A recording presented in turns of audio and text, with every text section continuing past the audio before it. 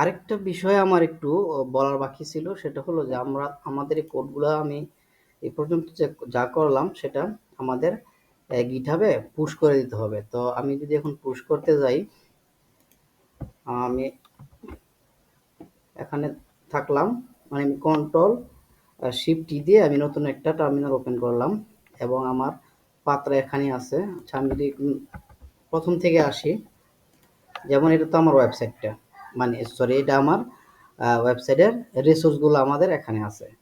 আপনাদের উইন্ডোজেও যদি থাকেন, আপনার প্রজেক্ট হোল্ডারের ভিতরে মেইন প্রজেক্ট হোল্ডার, এটা প্রজেক্ট হোল্ডারের ভিতরে আমি আমার টার্মিনালটা ওপেন করলাম, অথবা সিএমডি দিয়ে ওপেন করলেন, অথবা বিএসকে কোড থেকে ওপেন করলেন, যেভাবে করুন না কেন।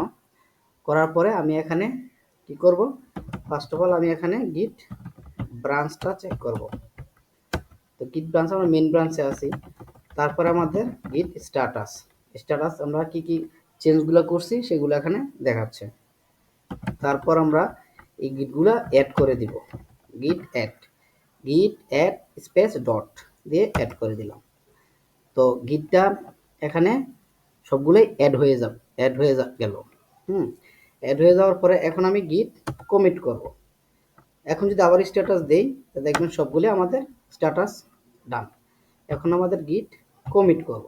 তো গিট, এখানে আমি কমিট লিখতেছি। হ্যাঁ, কমিটের ভিতরে আমি লিখতেছি এখানে যে আমাদের কি কাজ করলাম আজকে,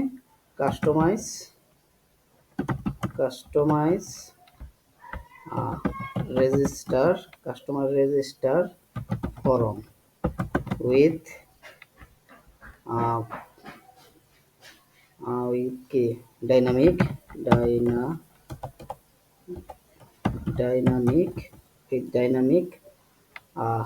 নেম ইমেজ ডিসপ্লে। আবার এটা করে দিলাম, মানে ডাবল কোটেশনের ভিতরে আমি এটা অফ করে দিলাম। তো ডাবল কোটেশন নিলাম, কোটেশনের ভিতরে এগুলো লিখে দিলাম গিট কমিট দিয়ে। তারপরে আমি এন্টার দিলাম, দেওয়ার পরে আমার এটা কি হলো, কমিট হয়ে গেল। আমি এখন জাস্ট পুশ করব, গিট পুশ অরিজিন মেইন, গিট পুশ অরিজিন মেইন।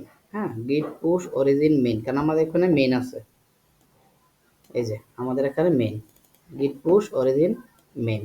মাস্টার থাকলে মাস্টার দিতাম, গিট পুশ অরিজিন মেইন দিলাম। এখন আমি এন্টার দিলাম, দেওয়ার পরে আমাদের গিটহাবের নেমটা চাবে। তো আমার গিটহাবের নেমটা আমি দিয়ে দিলাম, তারপর চাবে পাসওয়ার্ড। তো পাসওয়ার্ডটা আমি এখানে দিয়ে দিচ্ছি, আপনি আপনার পাসওয়ার্ডটা দিয়ে দিবেন।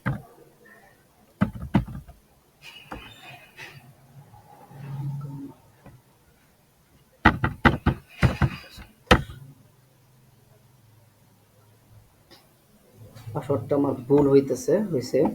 আচ্ছা, এই পাসওয়ার্ডটা আমি এখানে করে রাখছি,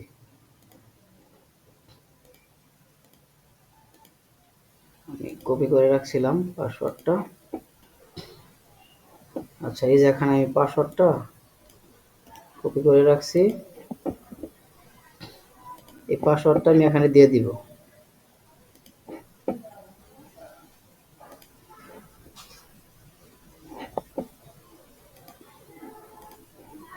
এই পাসওয়ার্ডটা আমি এখানে দিয়ে দিলাম, কিন্তু আমাদের এখানে যেহেতু একবার রং আসছে, আবার এটাকে দিতে হবে, মানে গিট পুশ অরিজিন মেন দিতে হবে। তো আমি আবার গিট পুশ অরিজিন মেন দিলাম,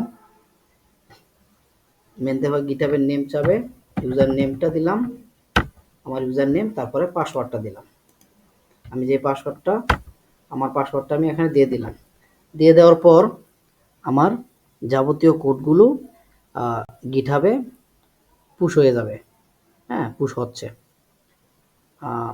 খুব দ্রুত হবে, জাস্ট 1 মিনিটের কম সময় লাগবে। হ্যাঁ, হয়ে গেছে, এভরিথিং আপ টু ডেট।